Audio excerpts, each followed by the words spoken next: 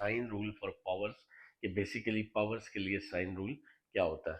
देखिए दोस्तों, अगर कभी नेगेटिव नंबर के ऊपर कोई पॉजिटिव, यानी कि कभी नेगेटिव वैल्यू के ऊपर अगर आपके पास कोई इवन पावर आ जाए, इवन पावर वो होती है जैसे 2 हो गया, 4 हो गया, 6 हो गया, 8 हो गया, 10, अगर ऐसी कोई नेगेटिव के ऊपर जो है इवन नंबर आ जाए तो ये खुद ब खुद, अगर -1 है तो वो क्या हो जाएगा, +1। यानी कि ये जो है कोई भी वैल्यू होगी, अगर नेगेटिव के ऊपर इवन पावर आ गई है तो वो नेगेटिव खुद ब खुद किस में चेंज हो जाएगा, प्लस में।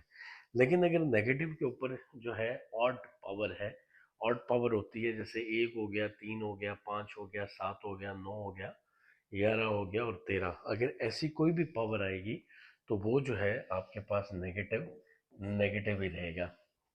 तो 3 सूरतें हो सकती हैं, या कभी कोई पावर नेगेटिव के ऊपर ये इवन नंबर आ सकता है, या कभी नेगेटिव के ऊपर ऑड नंबर आ सकता है, और या कभी जीरो आ सकता है।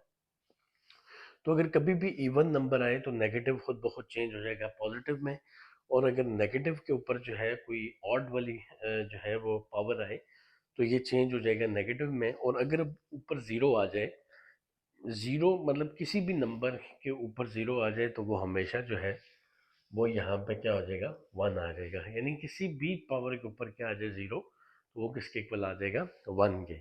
तो उसमें माइनस प्लस आप नहीं लिखते, बस डायरेक्ट आप क्या लिख देते हैं, 1।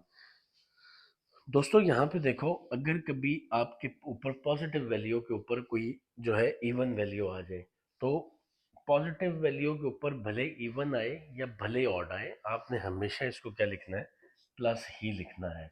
भले वो इवन वैल्यू के ऊपर आए या ऑड के लिए आए, उसमें साइन चेंज नहीं होता। लेकिन अगर ज़ीरो हो तो वो किसके इक्वल होगा, 1 के। तो इसको हमने हमेशा ये समझना है कि जब कभी भी नेगेटिव के ऊपर ऑड पावर आएगी तो हमेशा माइनस होगा, और अगर कभी जो है नेगेटिव के ऊपर इवन पावर आएगी तो ये हमेशा क्या आएगा, प्लस ही आएगा। तो ये बेसिकली कॉन्सेप्ट है कि साइन रूल क्या होता है पावर्स के लिए।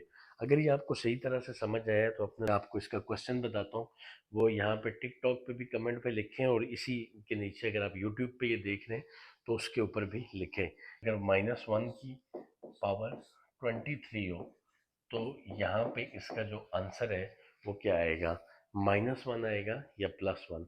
मुझे आपके जो जवाब का इंतज़ार है वो नीचे कमेंट में रहे। अगर ये आपको सही तरह से समझ आया तो अपने दोस्तों को, अपने स्टूडेंट्स को, अपने बच्चों को ये कॉन्सेप्ट समझाएं, ताकि वो मैथ्स के अंदर जो गलतियां हैं वो कम करें। सो अगली वीडियो तक के लिए अपने टीचर खुरम शहजाद को इजाज़त दीजिए, और मेरा यूट्यूब चैनल जाके सब्सक्राइब करें। So thank you very much. अस्सलाम वालेकुम।